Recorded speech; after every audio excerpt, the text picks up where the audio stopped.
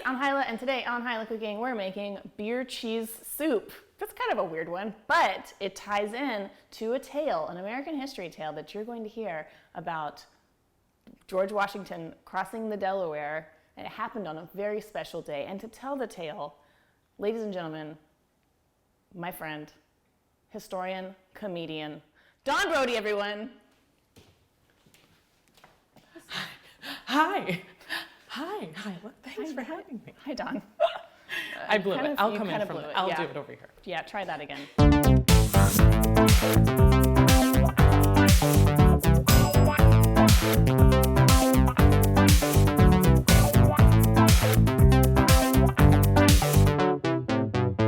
I'm so excited to be here.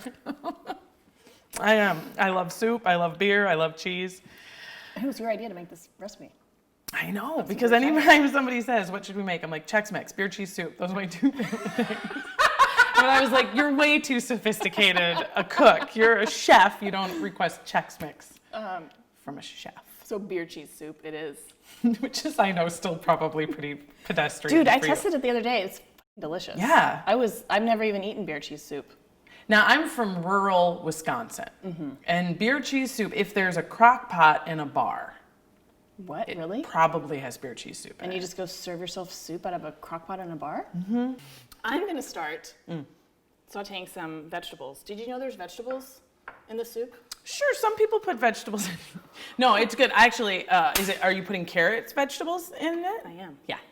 Oh, okay. Carrots are very allowed? common. Okay, so I'm going to saute. I like the amount of butter. This is already a great This start. is, yeah, I put in half a stick. Great. I think you could do more.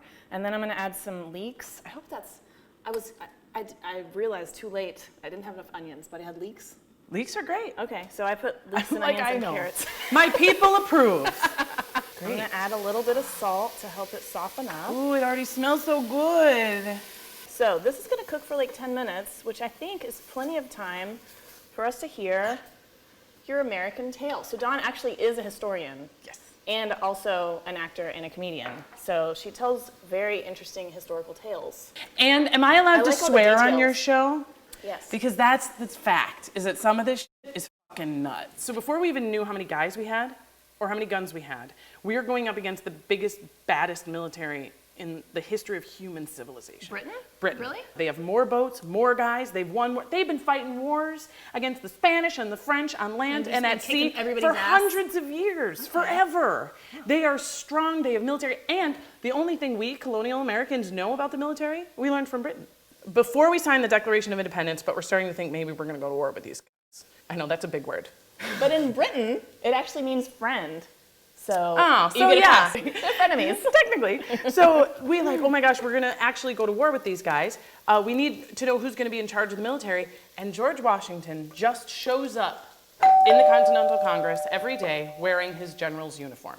And so they'd be like, oh, what are we gonna do? We have this problem, we need independence from Britain, but we don't have anyone who to lead the army. You know? And then when he takes the job, he says, let me explain something. I don't think I'm good enough for this, and I don't know if we can win. Holy shit, you never see that kind of humility. I know. So first thing he does in marches as general is he fucking wins Boston. You're a Boston grad. Yep. Went to Boston. I didn't graduate, but thanks. Not important. Not important. But the city of Boston, as you know, rich, right there on the pivotal axis of all of the stuff. So the British are like, oh, no, you won. That's nuts. I mean, to be fair, we didn't think there was any chance you were even going to try. But then they go take New York, and wait, the British take New York? Yeah. Oh, so they're like, he's gonna have Boston, we're gonna take this one. Well, yeah, kind of. I mean, it was like we fought really hard, and we were just like, we can't lose in New York, and we did, and it was such a bummer. And we lost it because George Washington screwed up. He wasn't being a very good general. And so now, and it's getting cold now. End of November, we leave New York, and leaving New York meant we don't have no tents. Stoves, wood, food, women. Still no food, shoes. Booze, beer. Oh. Which George Washington. That ties into our recipe. One of his first orders as commander-in-chief was that every colonial soldier got a quart of beer a day. Oh, that's good. I know. It's vitamins. Yeah, and you can't drink the water. That'll kill you. Well, and I did read when I was researching this that old beer, like old-timey beer, was unfiltered, so it actually had a lot more like Nutrients. Yeah, vitamin B and shit like that. It was really Sports nutritious. drink. It was good. It was good for you. It was way, like I said, way healthier than water most time, and wholesome and fun. Okay, so I'm gonna put in a little bit of flour, and this is gonna thicken up our soup. And I realized I was so engrossed, I forgot to put in the garlic. So I'm gonna put some garlic in now. Oh. I don't think it's too late. It's never too late for garlic. Is this looking familiar? Yeah. Maybe. Yeah, it's really, it smells so good, and I think it's hard to screw up. It really smells so I know, good. right? Whoa. All right. We had some accidents. These things happen. They happen. They when happen you're- all the time. when you're drinking and talking. Okay, so the flour in here is cooked. I'm gonna add this yummy vegetable stock that I made that looks cloudy, but it's not. It's just, well, it is cloudy, but it's just because it's homemade and I didn't filter it through like You make your own. See, you are a professional. a true She's the real deal. chef. This is gonna be good. Yeah. Okay, before you get about the Delaware, I'm also going to add some spices. So dry mustard. Does that sound right? Well, Yeah. I did In it last fact, time and it was Wisconsin good. is home to the Mustard Museum. No shit. Yeah, it's a Well, weird little sideshow place. Check that out. You can make your own mustard seasoning and put it in a bottle. Oh my gosh, mail it to a friend. All right, I added some white pepper. I'm gonna add a dash of cayenne. Okay, then we're just gonna let this simmer and thicken while we hear the tale of the Delaware. Okay. So we left George Washington and our Revolutionary Army leaving New York in a shit In storm. tatters. So Washington's like, we got to do something good. He's heard that the Brits and the Hessians are on the other side of the Delaware River in Trenton, New Jersey, and his collection of soldiers are on the Pennsylvania side And the of the Hessians Delaware are River. So Germans? glad you asked. Yes. Not only are Hessians Germans, they're German mercenaries, So they're trained fighters. trained fighters hired and paid by Britain just to kill Americans. That's why Britain's army was so tough. Well, part of it, what for sure. And the Hessians were mean because that was their job. So they're stationed over there in Trenton, New Jersey, and the Brits have left for the winter. In fact, some of them started to sail back to England because they're like, this is pretty much wrapped up. Let's Yeah. go. And so Washington's like, we'll die this winter. Like we can't just hang out here and wait until spring to fight like everyone else. We're gonna have to do something serious. So he is like, everyone needs to come to me. Come to the side of the Delaware. We're gonna make a decisive attack. We need the military to come and gather here. And so long, fascinating story about how long it takes to get there. But ultimately, as many guys are as available show up. And so on December 20th, a bunch of new troops arrive. That's good news. That bolsters things. He's like, there's a few guys downriver from us at this Mount Holly. Let's see what they're doing. Maybe they can come and join us. Goes down to Mount Holly, and these guys, Not interested? they're even hungrier. And they're just like, oh, hi. They're not like, yeah, we have tuberculosis. You guys, how you doing? And they were like, oh, how are you guys doing? They're like, not great. About to eat my own eye. Yeah, and they were like, all right, well, you're probably not going to be really useful in this attack. But you know what you can do? Throw rocks at cars. Start a dumpster fire. Piss off some Hessians. Just get them to come down here and engage with you. distraction. Yeah, yeah. You You'll can do probably that, get can't killed. you? We're all going to die probably, but you'll die instead of rotting to death on this cot. Yeah, you'll You just know. get your head chopped off. You get bayoneted to a tree. That's probably all right. But not, by the way, it took a long time to die that way. So Washington gets the guys, and he's like, the fact is, we're gonna have to cross this here Delaware River, and to do that, we're gonna need some boats.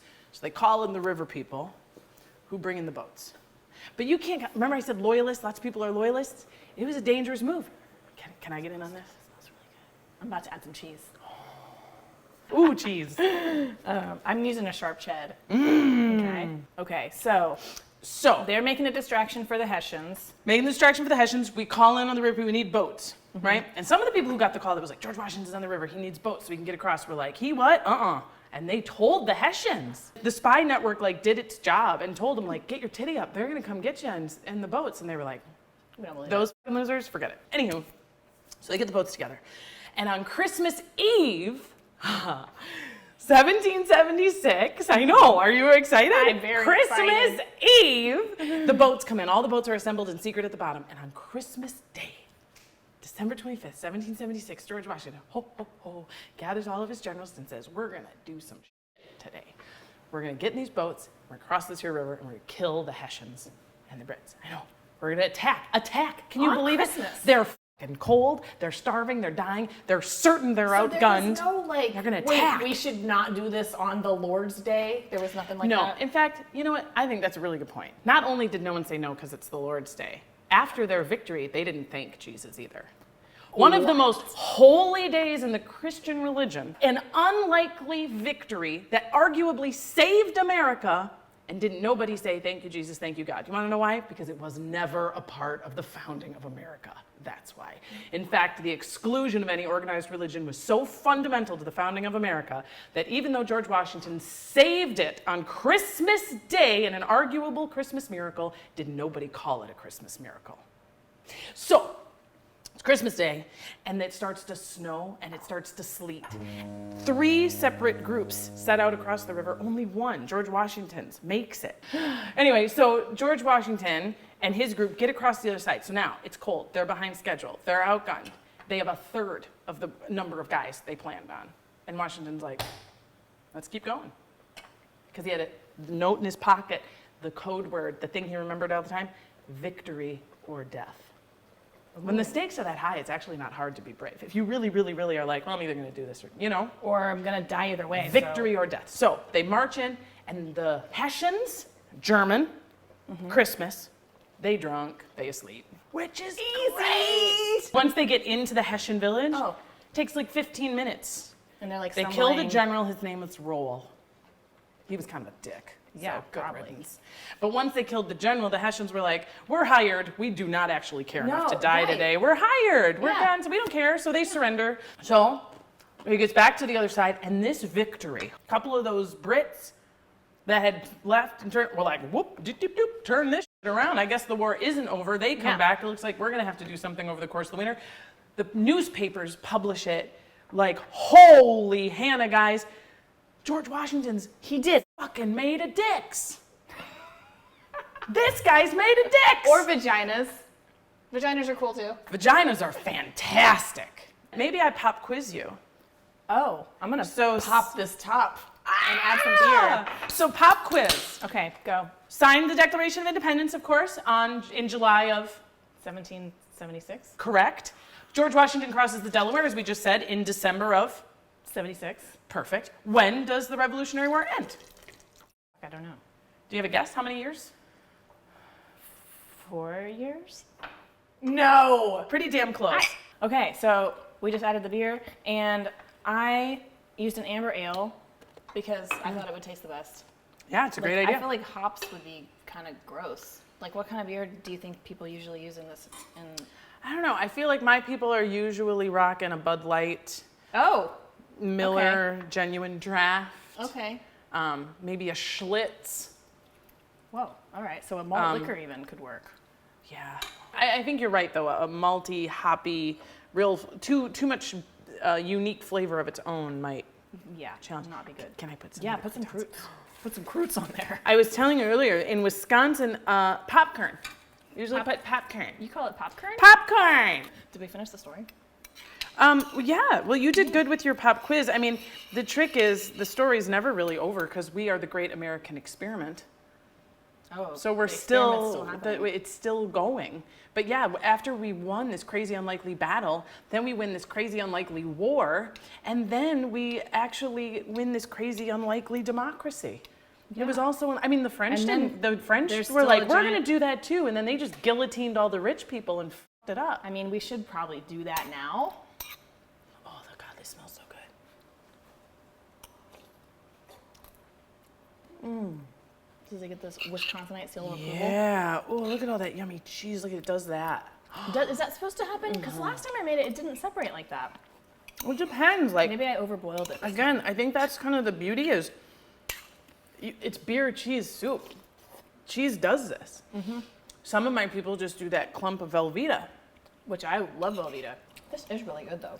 And you can see how if you were dying in the snow and all you had was beer. And someone's like, do you want this beer cheese soup? You'd be like, oh. Well, thanks for joining me, Dawn. Thank you for having me and for telling you this story and for giving me soup. I love this soup. Thanks for suggesting beer cheese soup. I never would have made this otherwise. My pleasure. Cheers. Cheers. Bye.